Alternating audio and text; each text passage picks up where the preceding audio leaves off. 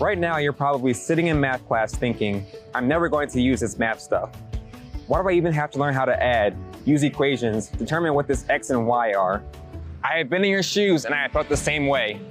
Hello, I'm United States Air Force Technical Sergeant Joe Timpson, a C-17 Loadmaster in the 6th Airlift Squadron here at Joint Base McGuire-Dix Lakehurst, New Jersey. And I will show you today how I use the math I learned in school to apply it to my job.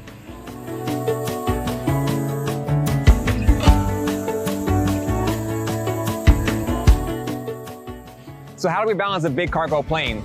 Well, first, we have to determine the weight and balance of the vehicle or the cargo we receive.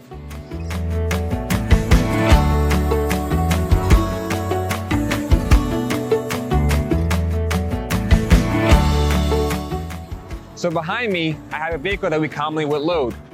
My first job is to figure out the gross weight of that vehicle to figure out how I'll balance it out. I will take the front axle weight and add to the rear axle weight. Front axle weight, I find that out by taking 2 portable scales and place them in front of the vehicle. Drive the vehicle up, we'll get a weight on each tire, add them together, I'll have the front axle weight. I'll repeat the process for the rear tires and have a rear axle weight. Add those numbers together and I will have my gross weight of the entire vehicle.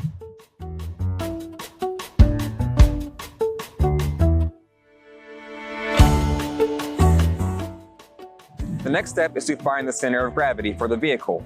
We already have part of this problem done when we weighed the vehicle.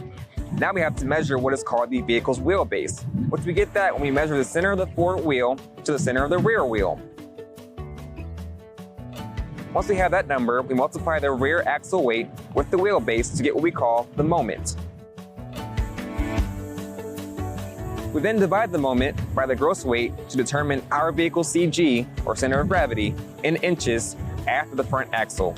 I round that up to 65, that tells me that my center of balance is 65 inches from the front axle of my vehicle. So why do I need to know the center of balance of my cargo?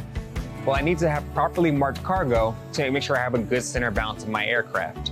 Otherwise, if my weight and balance is off, there's a potential for a disaster to occur. Now that I've showed you guys how to find the center of balance of a vehicle, let's show you how we put that on our aircraft to ensure we have a smooth and safe takeoff.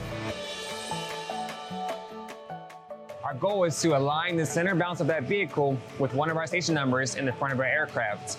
We're shooting for station number 500 right now. Our aircraft is marked with center of balance station numbers, or CB station number for short. They are marked on both sides of the aircraft and the inside on the upper portion and lower portion of our aircraft. They are measured in inches from the very front of our aircraft.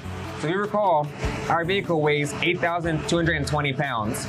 It is now sitting at CB station number 500. When you multiply that vehicle weight times the station number, you'll get 4,110,000 moments. With an aircraft this large, we do not want to waste the space we have available. Therefore, we wouldn't fly this entire aircraft around with only one vehicle on board. So I've already gone ahead and calculated the center of gravity and the gross weights for 2 more vehicles. So now we loaded all of our cargo onto our aircraft. Our total load weight, again, that's the weight of all the vehicles loaded, is 38,607 pounds. Our total moments totaled up as well as 29,836,380 moments. I divide the total moments, divide by the total weight, and I get a CV station of 773. What that means is 773 inches from the front of my aircraft is where it is balanced. Now we are ready to fly safe.